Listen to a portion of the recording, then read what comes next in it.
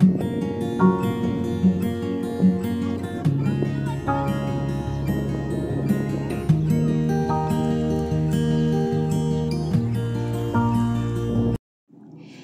guys, it's me Nanay Mirna nyo ng Dubai. Welcome to my vlog. So for today's video ay share ko sa inyo ang aking pagpapa-short hair dahil magto 2 years na nga po ako hindi talaga ako nakapagpasalon. So ngayon naman ay lulubos-lubosin natin.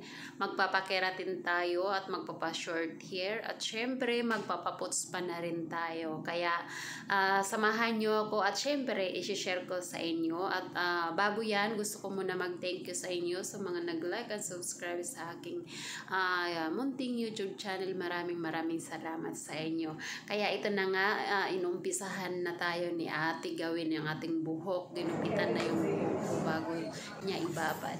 At syempre ito naman ang kanilang post pa. Binabad mo na yung paa ko. At syempre sarap na sarap talaga ako dito habang hinahagod yung paa ko dahil finally nakatikim din ako ng care ng ibang kamay, hindi yung puro ako lang kasi yung nagsasarili mag-puts pa at mag-manicure sa akin sarili dahil syempre nagtitipid din tayo kasi mahirap dito gumastos napakamahal dito ang manicure pedicure at syempre para magpasalon napakamahal. Kaya itong na time na to pumayag si Baba at syempre gura na ako, kaya maraming salamat Baba.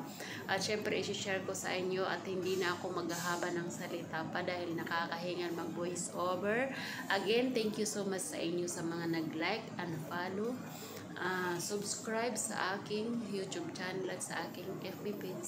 Thank you.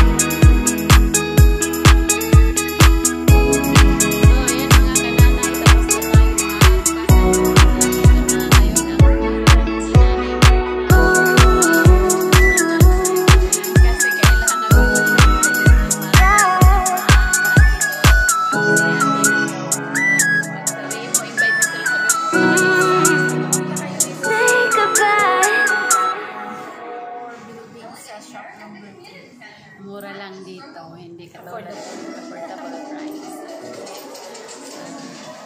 Ayan. Thank you so much sa aking alala.